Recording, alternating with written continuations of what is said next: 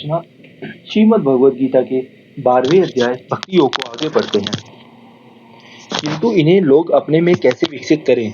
स्वतंत्र रूप से इन गुणों को और भगवद गीता में हर जगह उल्लेखित अन्य वांछनीय गुणों को विकसित करना कठिन है। देखा जाता है कि कभी कभी व्यक्ति में इनमें से 1, 2 या 3 गुण होते हैं, किंतु कहाँ है वह व्यक्ति जिसमें ये सभी गुण उपस्थित हैं।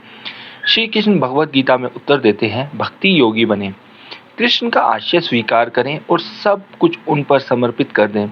आत्मा स्वाभाविक रूप से ही उन सभी अच्छे गुणों से संपूर्ण है जो कभी भी मनुष्य से वांछनीय हुआ है।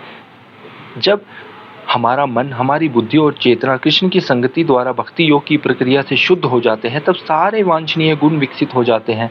इसलिए कृष्ण का खुला रहस्य यही है कि सब भक्ति योग के योगी बने। इस प्रकार दुनिया एक बेहतर जगह बन सकती है।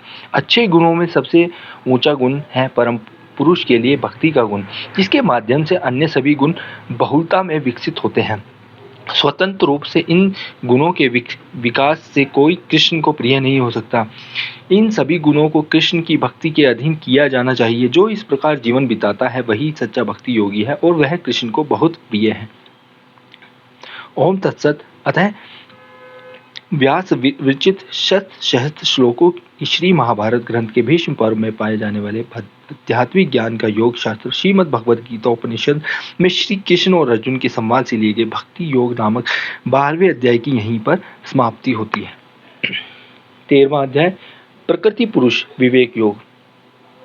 अर्जुन ने कहा, हे केशव, मैं भौतिक प्रकृति, इसके भोक्ता, क्षेत्र, क्षेत्र के ज्ञाता, ज्ञान एवं ज्ञान के विषय को जानना चाहता हूँ।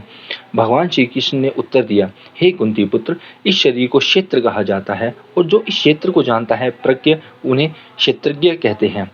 हे भारत, तुम्हें यह जानना चाहिए कि मैं यही सभी क्षेत्रों का ज्ञाता हूँ। क्षेत्र एवं क्षेत्रज्ञ के नाम को ही मैं वास्तविक ज्ञान मानता हूँ। वास्तविक रूप में ज्ञान का आधार अर्थात भौतिक पदार्थ, चेतना एवं परम चेतना परमेश्वर में अंतर करने की क्षमता का आगे इस अध्याय में वर्णन किया जाएगा। पिछले कुछ शताब्दियों में पश्चिमी विज्ञान की समझ यह प्रस्तावित करती है कि चेतना कुछ गूढ़ भौतिक पदार्थों के मिश्रण से उत्पन्न होती है। दूसरे शब्दों में यह उनका निष्कर्ष है कि शरीर ही आत्मा है। यद्यपि श्रीमद् भगवद गीता ऐसे समझ को अज्ञानतापूर्ण मानती है। भौतिक प्रकृति एवं आत्मा जो शरीर का चेतन ज्ञाता यानी क्षेत्रज्ञ है, इनकी समझ के बिना वास्तविक ज्ञान का कोई आधार नहीं है। दोनों एक दूसरे से बिल्कुल अलग हैं और जो इस बात को समझता है वही वास्तव में ज्ञानी है। भौतिक शरीर 3 अति सूक्ष्म पदार्थों मन, बुद्धि और मिथ्या अहंकार एवं 5 स्थूल पदार्थों पृथ्वी, जल, अग्नि, वायु, अंतरिक्ष से बना होता है, जिसे क्षेत्र कहते हैं।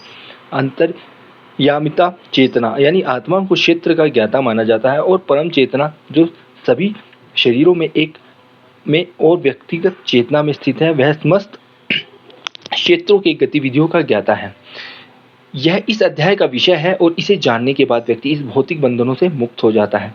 अब मुझे ये संक्षेप में सुनो कि वह क्षेत्र क्या है, किन वस्तुओं का वह बना है, उसके विकार क्या है, उसकी उत्पत्ति और क्षेत्र का ज्ञाता कौन है और उस पर प्रभाव क्या है।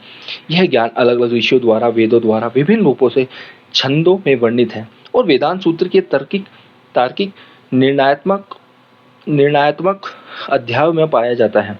इसके मुख्य तत्व मिथ्या अहंकार, बुद्धि, अव्यक्त भौतिक प्रकृति, 10 इंद्रियां, मन, 5 इंद्रिय वस्तुएं, इच्छा, घृणा, सुख, पीड़ा, स्थूल शरीर, चेतना और संकल्प है। यहाँ वर्णित इन सभी तत्वों को क्षेत्र माना जाता है। हरे कृष्णा।